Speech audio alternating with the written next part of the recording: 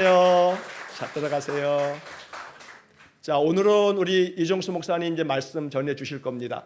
성경 말씀 제가 봉독하고 우리 목사님 보내주신 영상을 잠깐 보고 난 다음 목사님 바로 오셔서 또 말씀 주시겠습니다.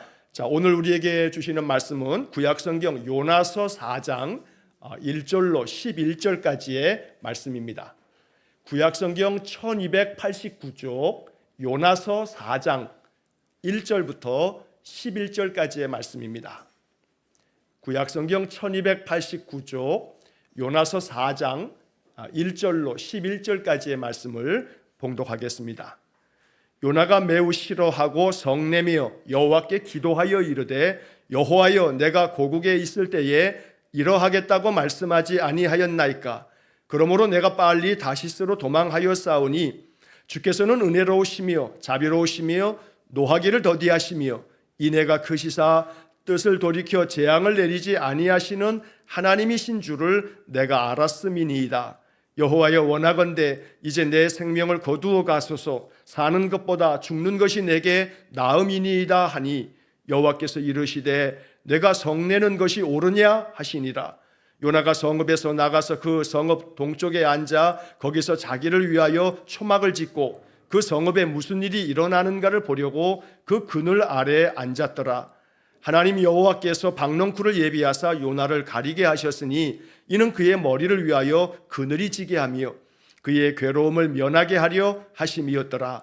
요나가 박넝쿨로 말미암아 크게 기뻐하였더니 하나님이 벌레를 예비하사 이튿날 새벽에 그 박넝쿨을 갉아먹게 하심에 시드니라. 해가 뜰 때에 하나님이 뜨거운 동풍을 예비하셨고 해는 요나의 머리에 쪼임에 요나가 혼미하여 스스로 죽기를 구하여 이르되 사는 것보다 죽는 것이 내게 나으니이다 하니라. 하나님이 요나에게 이르시되 내가 이 박넝쿨로 말미암아 성내는 것이 어찌 옳으냐 하시니 그가 대답하되 내가 성내어 죽기까지 할지라도 옳으니이다 하니라. 여호와께서 이르시되 내가 수고도 아니하였고 재배도 아니하였고 하룻밤에 났다가 하룻밤에 말라버린 이 박넝쿨을 아꼈거든. 하물며 이 큰 성읍 니느웨에는 좌우를 분별하지 못하는 자가 12만여 명이요 가축도 많이 있나니 내가 어찌 아끼지 아니하겠느냐 하시니라. 아멘. 잠시 영상 보도록 하겠습니다.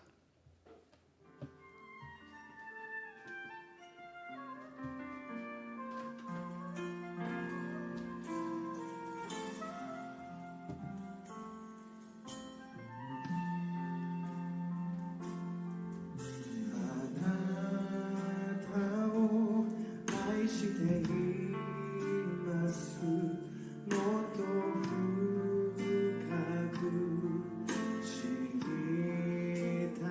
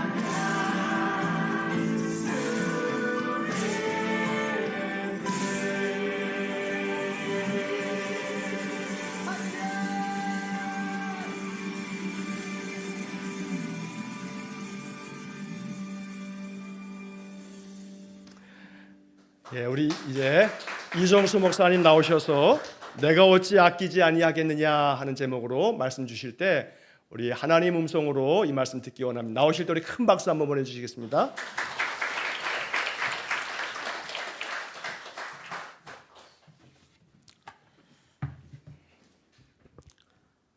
여러분 안녕하세요. 저는 홋카이도 삿포로에서 지금 선교 사역을 하고 있는 이정수 선교사라고 합니다. 제가 이 교회에서 파송을 받은 지가 벌써 11년이 지났습니다. 원래 자주 오려고 했는데요. 코로나가 길어지는 바람에 조금 나오는 게 쉽지 않아서 지금 4년 만에 제가 이곳에 오게 되었는데요. 저희 아이들이 많이 커서 많은 분들이 아이들이 많이 컸다. 그리고 저나 제 와이프를 보고는 하나도 안 변했다 라고 말씀하시는 분들이 많이 계시는데, 제가 몸무게만 똑같지 저도 여기 오기 전에 막 흰머리가 너무 많아가지고 염색을 하고 예전과 같은 모습으로 오려고 좀 노력을 했습니다.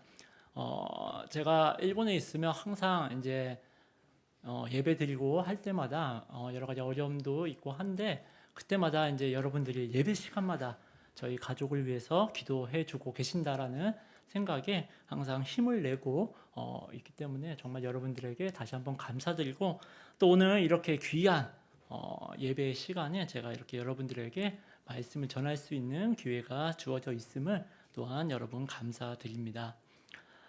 저는요 지금 삿포로 국제 그리스도교회라는 곳에서 일본인 목사님을 도와서 선교사라기보다는 부목사, 그러니까 목사로서 그곳에서 사역을 하고 있습니다. 그러니까 교단이라고 할 수는 없는데요. 일본에 이제 작은 교회들이 일본에 있는 한 200개 정도 교회들이 함께 연합을 한 일본 복음주의 교회 연합이라는 연합이 있는데요. 그곳에 지금 저는요 일본인 목사님들과 함께 일본 교회 목사로 지금 등록이 소속이 되어져서 그곳에서 일본 목사님들과 함께 사역을 하고 있습니다. 사실요 이제 선교사가 일본 현지 교회의 목사가 되는 것, 사실 이러한 방법은요 예전 선교 방법하고는 조금 다른 모습이다라고 할 수 있을 것이에요.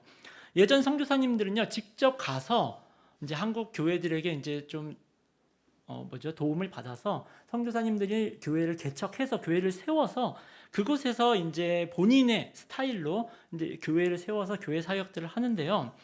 왜 그러냐 하면 이제 일본 교회가 예전부터 너무 이제 침체돼 있고 하니까 일본 교회가 이대로는 안 된다.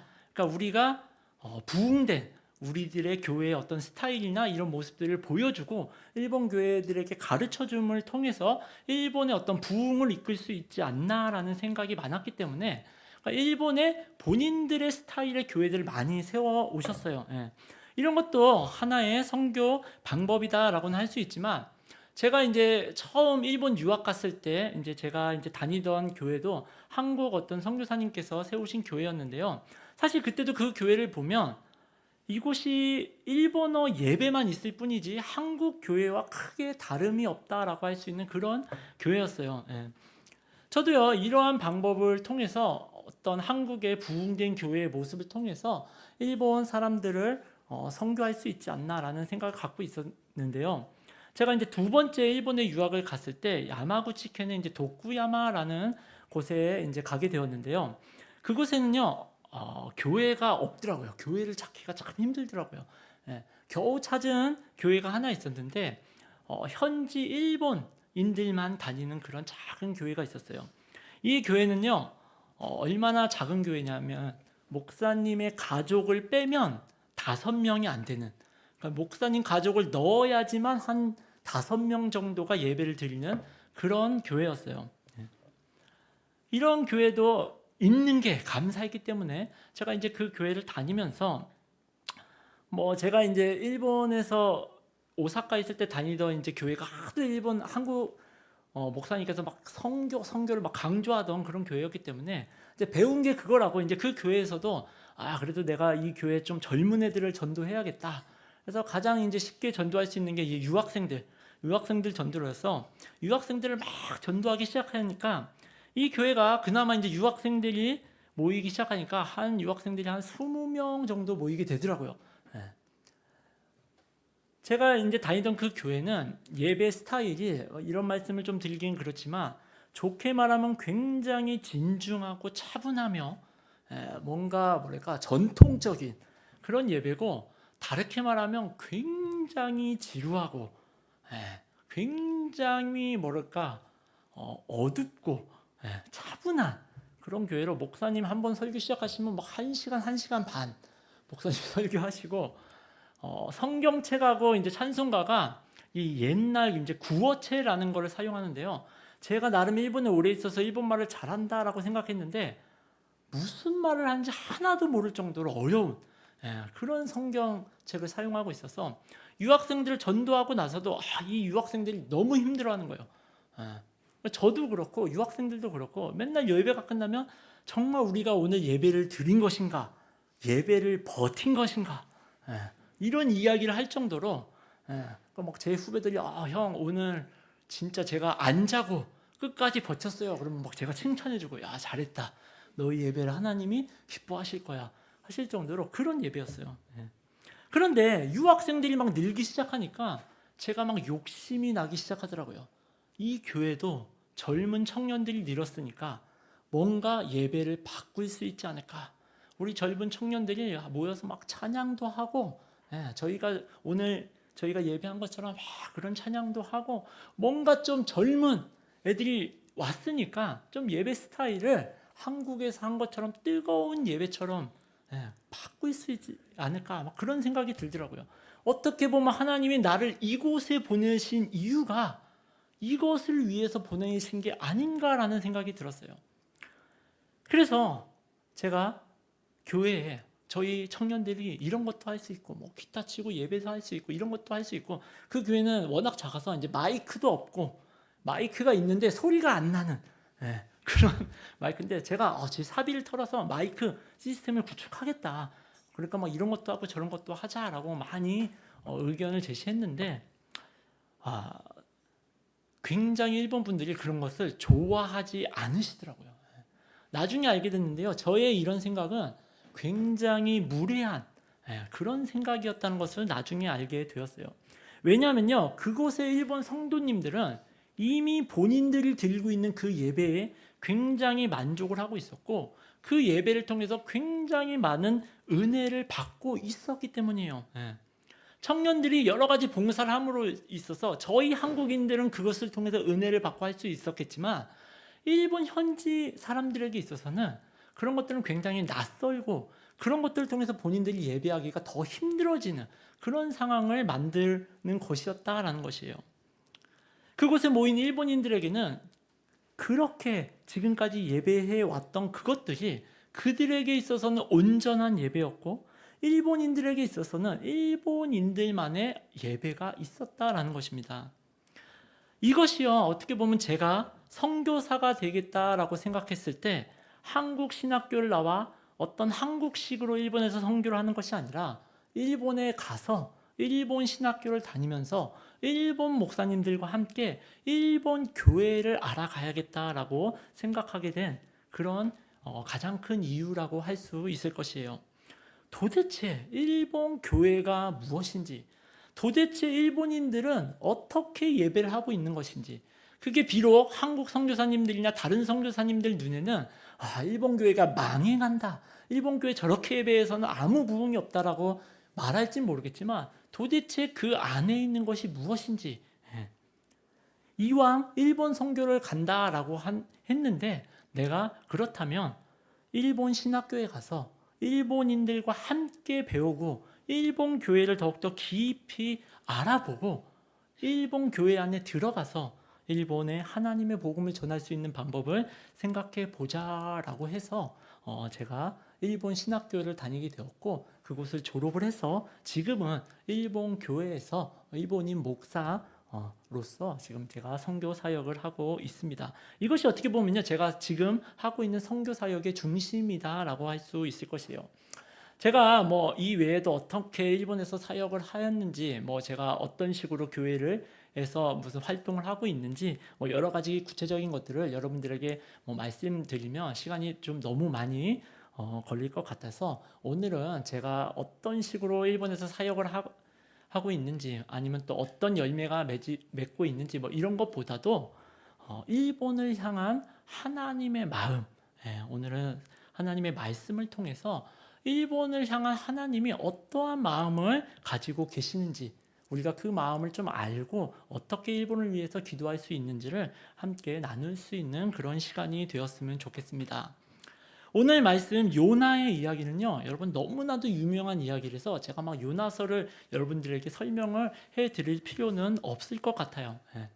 요나서 1장 2절을 보시면요, 너는 일어나 저 큰 성읍 니느웨로 가서 그것을 향하여 외치라. 그 악독이 내 앞에 상달되었음이니라 라고 하나님께서요 요나에게 너는 저 아스루에 있는 니느웨라는 곳에 가서 하나님의 말씀을 전하라, 하나님의 말씀을 선포하라 라고 말씀을 하세요. 어떻게 보면요 하나님께서 요나를 니느웨 선교사로 보내셨다라는 것입니다. 그런데 여러분 어떻습니까? 요나는요 이 하나님의 말씀을 듣고 완전 반대 방향인 다시스까지 도망을 가버립니다. 저희는요 당시 요나에게 있어서 니느웨라는 곳이 어떠한 곳이었기에 하나님께서 직접 말씀을 하셨는데도 불구하고 멀리 다시스까지 도망을 가버렸나 라는 것에 대해서 한번 생각을 할 필요가 있을 것이에요. 니느웨라는 곳은요 당시에는 정말 잘 사는 나라, 또 힘이 강한 강대국이었다라고 할 수 있을 것이에요. 이 나라는 북이스라엘을 굉장히 괴롭혔던 아수르라는 나라의 큰 수도였고, 또 우상을 섬기고 있는데도 불구하고 하나님의 백성들보다 잘 먹고 잘 사는 그런 나라였다라고도 말할 수 있을 것이에요. 여러분 어떻게 보면요 지금 제가 사역하고 있는 이 일본이라는 나라는요 사실 이 니느웨라는 나라와 니느웨라는 곳과 굉장히 비슷한 부분이 많은 곳이다라고 생각할 수 있을 것입니다. 먼저요 일본이라는 나라는요 정말 굉장히 잘 먹고 잘 사는 나라예요. 그리고 굉장히 힘이 강한 나라입니다. 아무리 뭐 거품 경제가 어떻고 지금 일본 경제가 어떻다, 뭐 이번 코로나 때 아베 마스크로 뭐 8조 원을 날렸다, 막 이런 얘기가 있다 하더라도요 굉장히 일본이라는 나라는요 튼튼한 나라고 모두가 다 평균적으로 잘 먹고 잘 사는 나라예요. 대부분의 사람들이 굉장히 풍족하게 만족함을 느끼며 살아가고 있어요.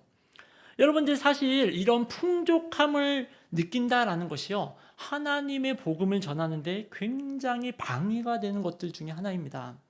가끔요 이제 아프리카나 저쪽 오지 쪽에 선교사님들께서 오셔서 선교 보고를 하실 때 그곳에서는 그곳 사람들의 어려움을 돕거나 뭐 학교를 세우거나 어떤 문화적인 것을 제공함으로써 많은 사람들을 교회로 인도하고 있다라는 이야기를 많이 듣는데요. 그런데요 일본에서는요 이러한 것들 하기가 굉장히 힘들어요. 왜냐면요 먼저는 일본이라는 나라가 물가가 굉장히 비싸서 그들한테 뭔가 돈으로 무언가를 해주겠다라고 생각하는 것이 굉장히 힘듭니다. 선교사님들이요 본인 생활비만으로도요 빠듯해요. 생활하기가. 매년 일본에 와서 어떤 큰 콘서트 같은 큰 행사를 여는 한국의 어떤 큰 교회가 있어요. 여러분들도 이름만 대시면 다 아실 만한 그런 큰 교회가 매년 일본에 와서 큰 콘서트를 열어요.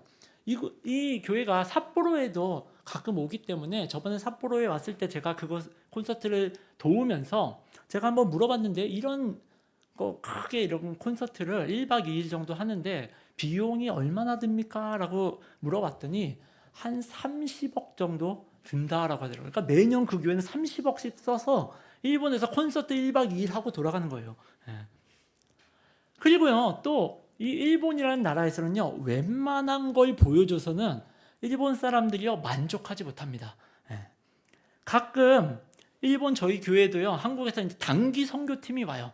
여러분들 단기 선교팀 하면 느낌이 오잖아요. 막 여러 가지 것들을 막 준비해 가지고 현지 교회에 가서 막 그런 것들을 막 보여주면서 이런 것들이 교회에 있으니까 오세요라고 하는데 여러분들 웬만한 걸 준비해 와가지고는요 일본 사람들이요 그냥 신경도 안 써요. 한국 청년들이 일본에 와서 가장 많이 하는 것이 이제 코리안 나이트. 이제 일본 사람들이 워낙 한국 문화를 좋아하니까 한국 문화를 보여주겠다라고 오는데 제가 막 몇 번 걔네들 리허설 보면서 야, 이건 좀 빼자. 이건 좀 창피하다라는 것들이 꽤 있어요. 꽤 있어. 부채춤을 막 추는데 야, 이 부채춤은 뭘 보고 이렇게 연습을 해야 하냐 그랬더니 유튜브 보고 연습을 했다. 그래서 야, 유튜브 뭐 봤냐 했더니 무슨 초등학교 학예회 발표하는 거 이런 걸 보고 연습을 해야 가지고 야, 이런 거 보면 일본 사람들 기도 안 찬다. 일본 사람들 한국 가서 제대로 된 공연들 보고 오고 이런 사람들이 한국에 관심이 있기 때문에 교회로 오는 건데 너희들이 이렇게 막 학교회 발표회처럼 막 이런 식으로 하면 야, 이거 교회 망신이다. 전문가들이 하는 부채춤을 보고 연습을 하든지 빼자. 그럼 막 급해가지고 애들이 막 연습하고 하는데요. 그런데 웬만한 문화로 일본인들에게 뭐 충격을 주겠다. 야, 힘들어요, 힘들어. 일본인들이 이미 문화 수준이 굉장히 높아요. 그래서 교회가 일본인들에게 무언가 그들을 만족시켜줄 만한 무언가를 해줌으로 교회로 그들을 인도하겠다라고 하는 것은요, 굉장히 어려워요. 굉장히 어려워요. 거의 안 된다라고 생각하면 돼요. 반대로 뭔가를 주겠다 그러면 굉장히 부담스러워요. 내가 충분히 가질 것을 다 갖고 있는데 뭘 자꾸 주려고 그러느냐. 그런 거 필요 없다라고 합니다. 이렇게 일본이라는 나라는요, 굉장히 잘 먹고 잘 사는 그런 나라예요.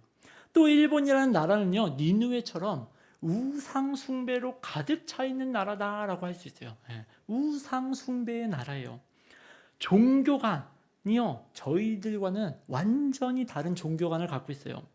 사실 예전에 일본에서 제가 막 선교를 하고 막 전도를 할 때는 이 일본의 종교관을 제대로 모르고 있었어요. 그러니까 한국식으로 하면 되지. 한국에서 이런 전도 폭발이 먹혔으니 일본에서도 전도 폭발을 하면 되지. 이런 식으로 생각을 하고 있었는데 일본 사람들이요, 저희들과 완전히 다른 종교관을 갖고 있더라고요.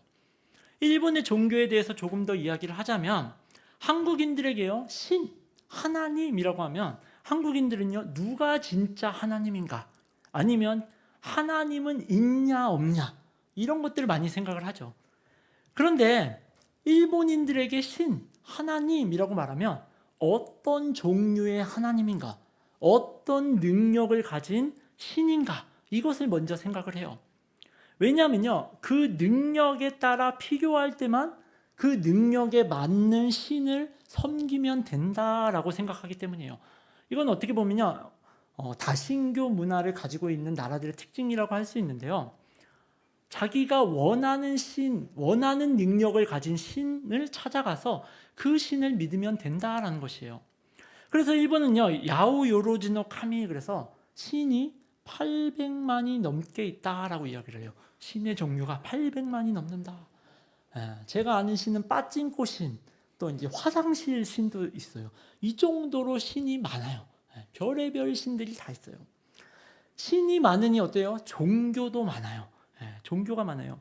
여러분들, 일본의 종교 단체가 얼마나 많이 있냐면요, 일본 문부성에 등록된 종교법인의 수가 18만 개 이상이 있다고 그래요. 18만 개 이상.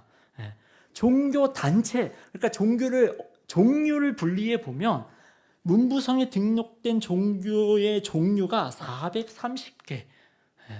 저희 나라 여러분들 생각해 보세요. 우리나라의 종교의 종류가 몇 개가 있나? 일본에는 430개. 그런데요, 여러분, 일본의 문부성 종교법인 등록을 안 한 종교들, 일본이 굉장히 사이비 종교들이 많잖아요. 그러니까 일본에 제대로 등록을 안 한 사이비 종교들까지 생각하면 종교의 수가 2,000개가 넘는다라고 이야기를 하고 있어요. 종교의 수가 2,000개가 넘는다. 물론 그 중에서 가장 큰 종교를 이야기를 하면 역시 이제 신사와 절, 불교류, 절이라고 할 수 있는데요.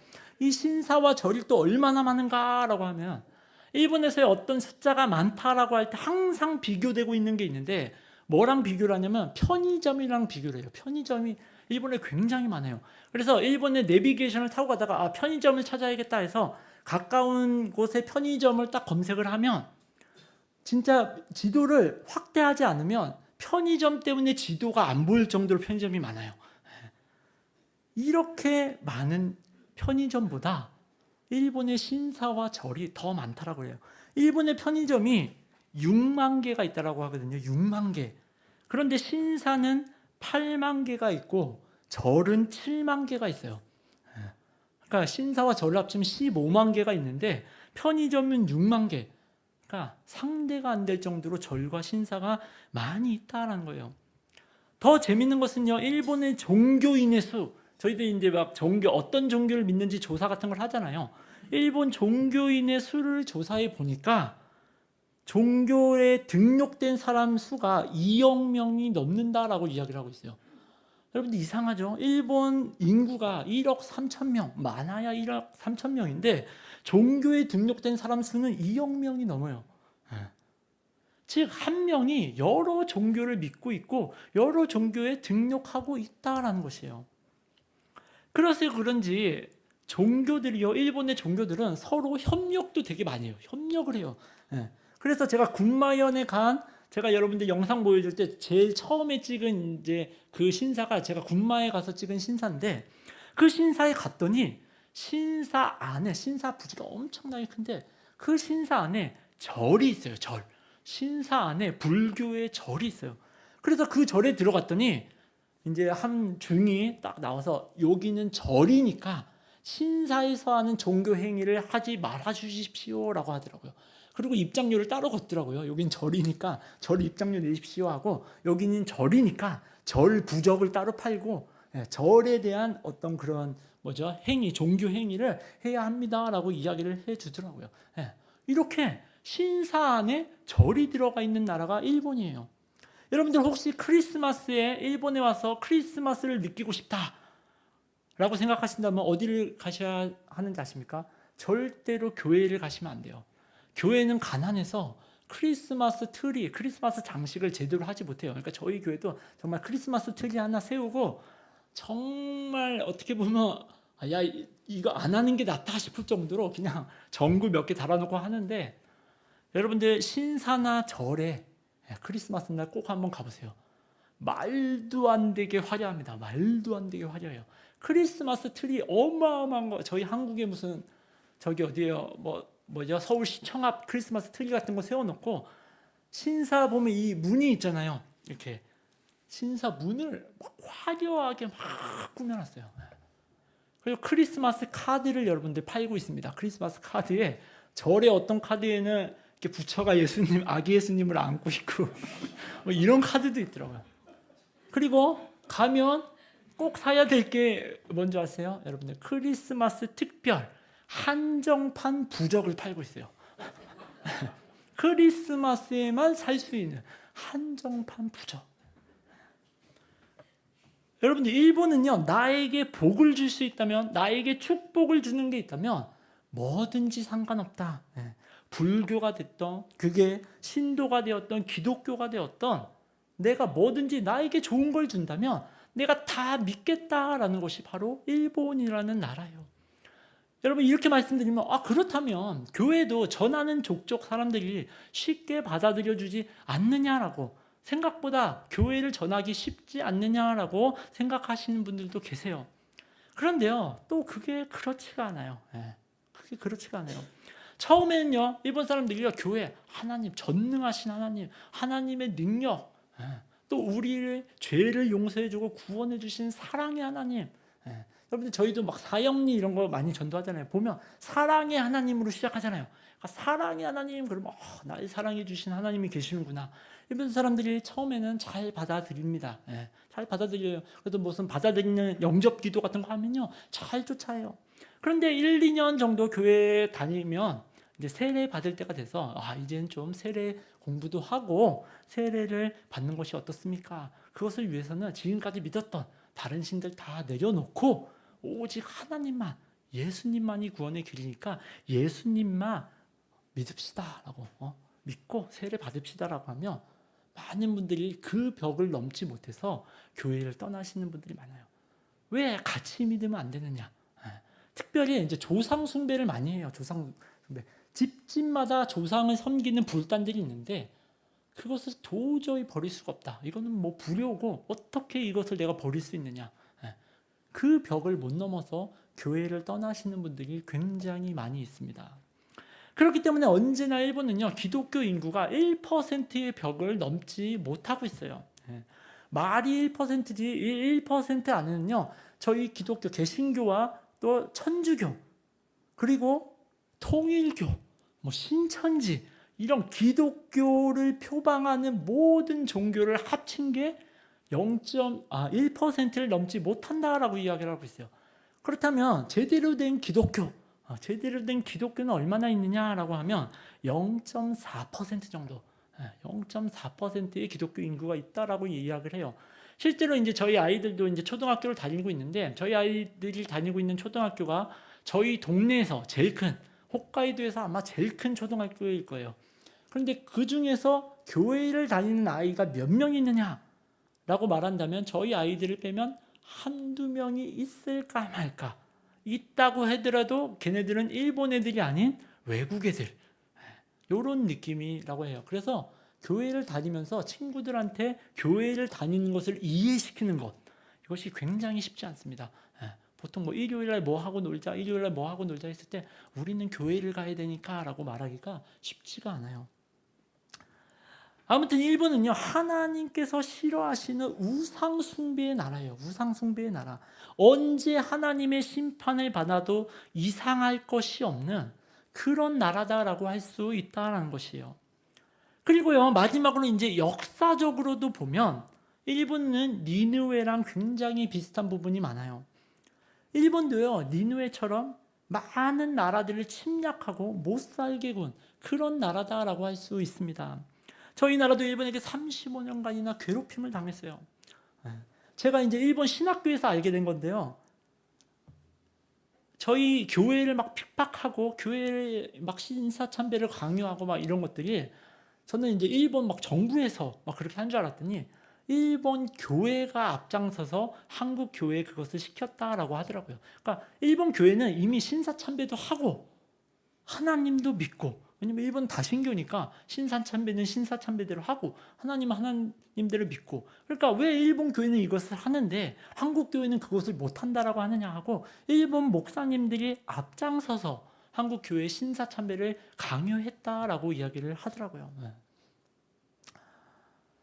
이렇게 이런 것뿐만이 아니라 제가 뭐 일본이 다른 나라들을 막 못 살게 군 거, 이런 것들은 제가 지금 여기서 설명을 하지 않더라도 얼마나 일본이 많은 나라들을 못 살게 굴었는지 여러분도 잘 아실 것이에요. 자, 여러분, 이런 일본이라는 나라를 여러분들은 딱 생각하면 어떤 마음이 드십니까? 여러분, 일본 그러면 여러분들 마음속에 어떤 마음이 가장 먼저 떠오르십니까? 한국 사람들은요, 일본 그러면 영원한 숙적, 영원한 라이벌, 다른 나라한테는 다 줘도 일본인한테는 절대로 지면 안 된다.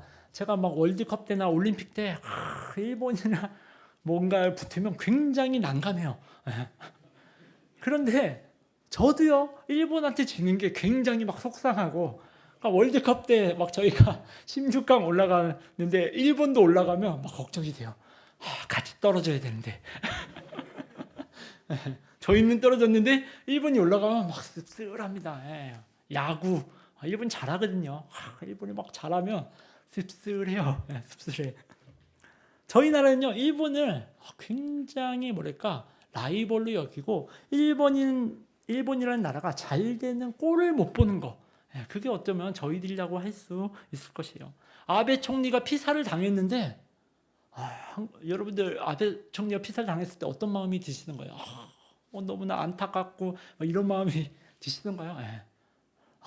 그래, 항상 막 여러 가지 막 문제도 일으키고 막 한국하고 막 사이도 막 그러더니 어떻게 보면 이게 하나님의 뜻인가 막 뭔가 잘 안 됐다 그러면 마음속에 그래, 일본이 그럴 줄 알았다 막 이런 마음이 들어요. 아마도 오늘 요나도 니느웨를 생각했을 때 저희가 일본을 생각하는 그런 마음을 가지고 있었다라고 생각할 수 있을 것이에요. 요나도요, 니느웨가 잘 되는 꼴을 못 보는 이 나라가 빨리 망했으면 좋겠다라고 생각하는, 그렇게 생각하고 있었는지도 모르겠어요. 그래서 요나는 자신이 니느웨에 가서 하나님의 말씀을 선포했을 때 그 말씀을 듣고 니느웨 사람들이 회개하는 것을 원치 않았기 때문에 최대한 그들에게 하나님의 말씀을 늦게 선포해야겠다. 아니, 가능하면 선포 안 해야겠다라고 생각했기 때문에 니느웨에서 가장 멀리 떨어진 다시스까지 도망을 가서 최대한 니느웨 사람들에게 회개할 기회를 주지 말아야겠다라고 생각했는지도 모르겠어요. 그런데 여러분들 어떻게 됩니까? 하나님께서 이 요나를 잡아다가 물고기 뱃속까지 집어넣었다가 결국은 니느웨에 가서 하나님 말씀을 선포하게 합니다. 여러분 이 이야기는 잘 아실 것이에요. 요나가 니느웨에 가서 하나님의 말씀을 선포하자 우려했던 일이 일어나고 맙니다. 니느웨 사람들이요, 이 하나님의 말씀을 듣고 신분이 낮은 자로부터 왕까지 그 악한 길과 포악한 행동을 회개하였다라고 성경이 말하고 있어요. 3장 10절 보니, 요나서 3장 10절 보니 하나님이 그들의 행한 것 곧 그 악한 길에서 돌이켜 떠난 것을 감찰하시고 뜻을 돌이키사 그들에게 내리라 말씀하신 재앙을 내리지 아니하시니라. 결국 하나님이 그들이 회개하는 것을 보고 그들에게 내리고자 했던 재앙을 내리지 아니하였다라고 말씀하고 계세요. 어떻게 보면 요나의 선교가 성공적으로 마무리가 되었다라는 것입니다. 그런데 여기서 요나서가 끝나지 않고 4장이 있죠. 오늘 저희가 읽은 4장이 나와요. 문제가 있었어요. 문제가 뭐였냐면 니느웨가 문제가 아니라 요나가 문제였어요. 요나의 마음이 문제였어요. 너무나도 싫었던 니느웨가 회개하고 하나님의 심판에서 구원을 받자 요나의 마음이 뒤틀리기 시작합니다. 너무나도 막 불편해지기 시작했어요. 내가 이럴 줄 알았다고. 오늘 본문 2절과 3절을 보시면요, 여호와여 내가 고국에 있을 때 이러하겠다고 말씀하지 아니하였나이까.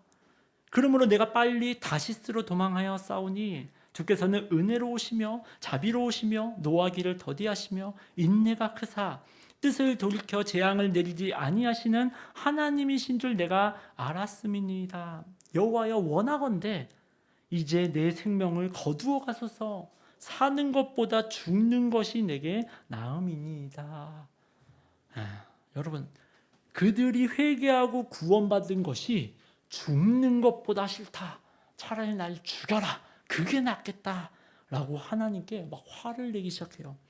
여러분, 죽는 것보다 싫다라는 것은 인간이 표현할 수 있는 가장 싫은 표현. 죽는 것보다 뭐 더 싫은 게 있을 수가 없잖아요. 죽는 것보다 싫습니다라는 것은요, 자기가 표현할 수 있는 가장 싫은 표현을 지금 하나님께 하고 있다라는 것이에요. 그만큼 요나는 니느웨가 싫었다라는 것입니다. 그러자 하나님께서 요나에게 이렇게 말씀하세요. 4절을 보니 여호와께서 이르시되 내가 성내는 것이 옳으냐 하시니라. 하나님께서 요나에게 말씀하신 것이요, 너가 지금 이렇게 화를 내고 있는 것이 옳은 것이냐? 너가 지금 니느웨를 이렇게 죽기까지 싫어하는 지금 너가 옳으냐라고 말씀하시고 계신 것이요, 옳으냐? 그러나 이 이후에도 요나는 어떻게 하죠? 끝까지 니느웨가 잘 되는 꼴을 못 봐서 니느웨 멀리 떨어져서 초막을 하나 지어놓고서 니느웨가 망하나 안 망하나 지켜보기 시작해요. 그러니까 이제 하나님께서 이제 요나에게 박넝쿨을 하나 이제 허락하시죠. 그래서 이 박넝쿨을 통해서 하나님의 마음을 요나에게 알려주시려고 합니다. 그 태양볕 아래에 요나가 초막 하나 지어놓고서 니느웨가 망하나 안 망하나를 지켜보고 있으니 하나님이 요나 머리 위에 박넝쿨을 하나 이제 선물해 주시죠. 그러니까 이제 햇볕도 가져지고 요나가 너무 좋았어요. 이것 때문에 너무 좋아했다, 기뻐했다라고 이야기를 하고 있어요. 그런데 하나님께서 금방 이 박넝쿨을 거두어 가십니다. 그러자 요나가 막 하나님께 화를 내기 시작해요. 이것을 왜 갖고 갔느냐? 그러자 이때를 봐서 하나님께서 요나에게 하나님의 마음을 설명해 주기 시작하십니다. 요나서 4장 10절과 11절을 저희가 함께 읽을 수 있으면 함께 읽었으면 좋겠는데요. 요나서 4장 10절과 11절을 함께 읽도록 하겠습니다.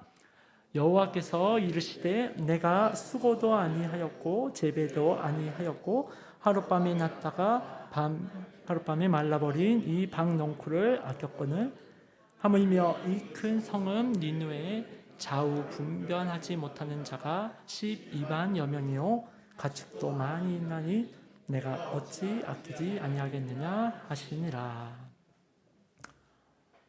여러분, 일본은 사실 저희들에게 있어서요 굉장히 미운 나라예요. 굉장히 미운 나라. 잘 되는 꼴을 보기 싫은 나라. 맞습니다. 그런 나라가 일본이에요.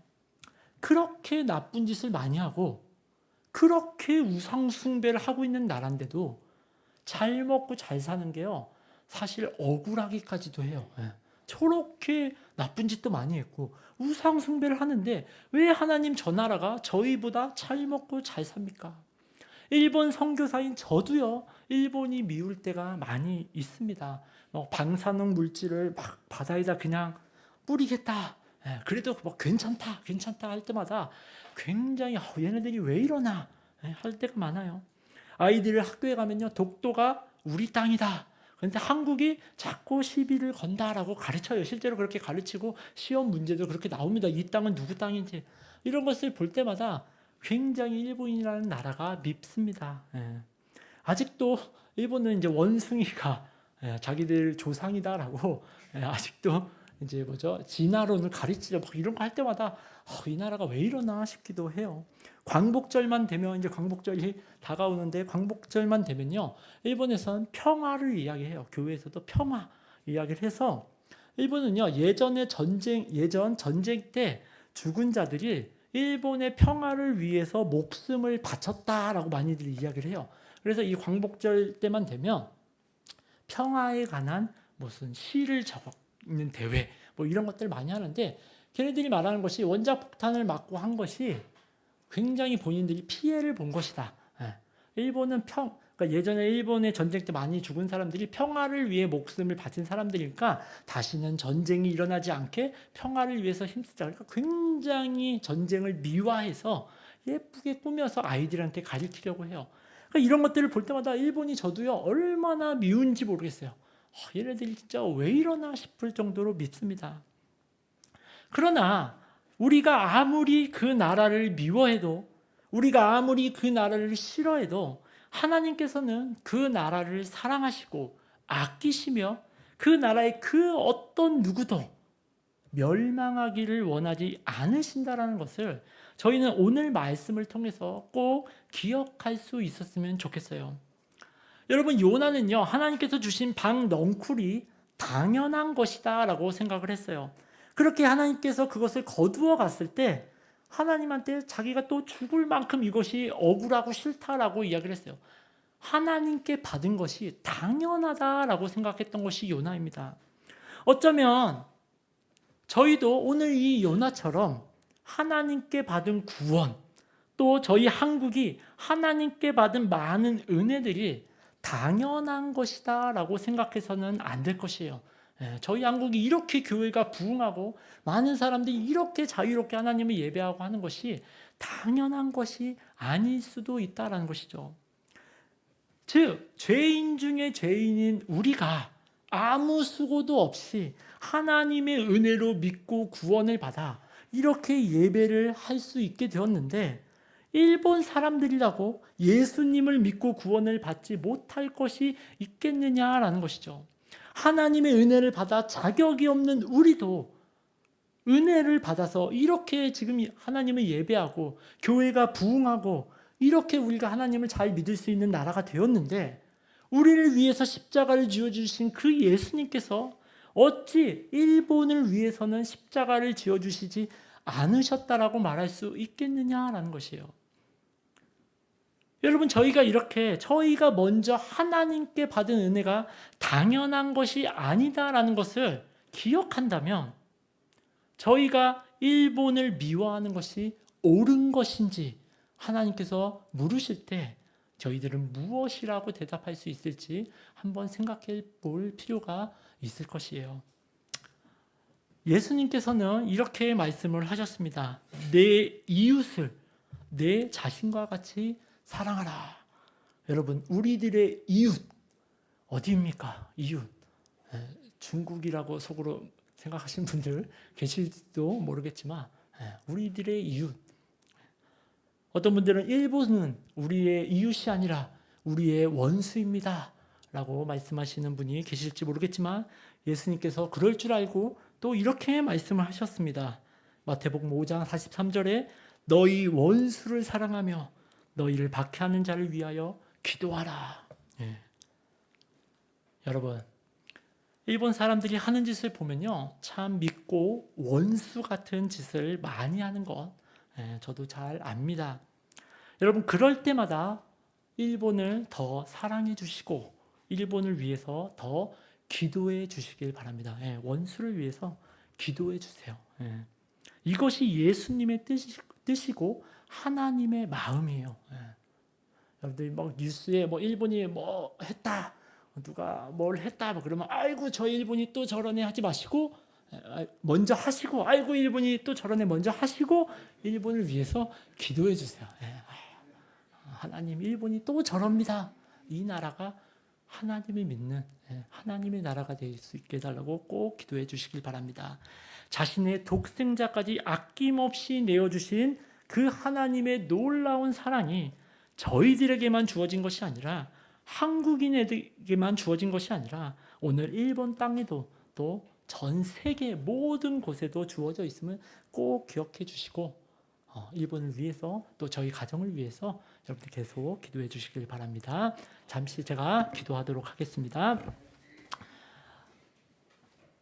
사랑해 주님, 감사합니다. 오늘 이렇게 부족한 자가 이곳에서 일본을 향한 하나님의 마음을 요나서를 통해서 함께 나눌 수 있는 기회를 허락하시니 감사드립니다. 여러분, 주님, 한국인들에게 있어서는 정말 일본이라는 나라가 많이 밉고 그들이 잘 되는 것을 원하지 않는 그런 나라입니다. 그러나 주님, 우리가 일본을 바라볼 때마다 우리들의 이런 이기적인 마음, 인간적인 마음을 품는 것이 아니라 하나님께서 그 나라를 얼마나 사랑하고 계신지, 또 예수님께서 그 나라를 위해서도 십자가를 지어 주셨다는 것을 꼭 기억하게 하여 주시옵시고, 우리가 생각이 날 때마다 이 나라를 위해서 함께 기도함으로 그 나라가 꼭 하나님을 믿는 나라, 하나님을 찬양하고 예배하는 나라가 되어서 저희 한국과 함께 하나님을 섬기고 함께 하나님의 영광을 드러낼 수 있는 우리의 이웃, 우리의 원수가 아닌 우리의 사랑하는 하나님의 가족 같은 나라가 될 수 있도록 주님 도와주시옵소서. 감사하며 예수님의 이름으로 기도드렸습니다. 아멘.